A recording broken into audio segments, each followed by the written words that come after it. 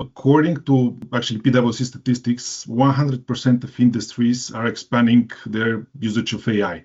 So these are even industries with obviously less exposed to AI, like construction, mining, for example. And this indicates that business leaders see the value in AI investments. I mean, not huge news.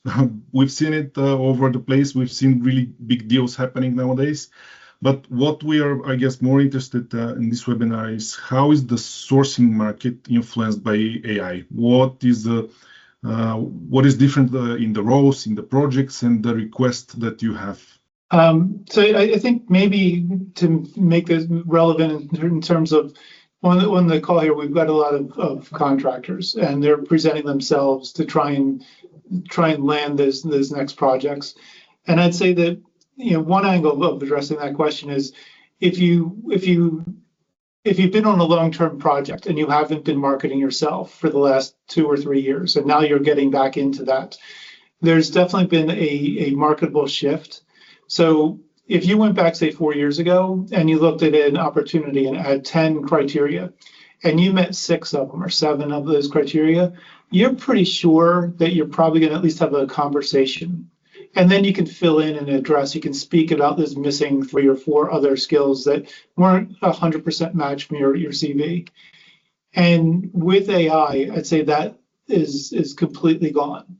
That when you present yourself, you need to take the time to go through and you need to make sure that every single need on that requirement of the opportunity is spoken to specifically and explicitly on your CV. Because if it's not, you're never going to have the conversation. So you could be the greatest candidate ever, but you just didn't take the time to fill in that matching.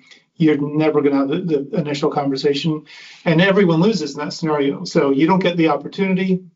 The client doesn't end up with the best talent, but that's where AI has put us right now, because there's so much scrubbing that takes place. Because there's such a volume, because it is so easy to apply to opportunities. It's just a numbers game, and people have to move quickly. So they're using AI to do that evaluation. AI is looking at basically 100% match. If you don't have it, you're put into a lower quartile, and you just don't get the opportunity to speak.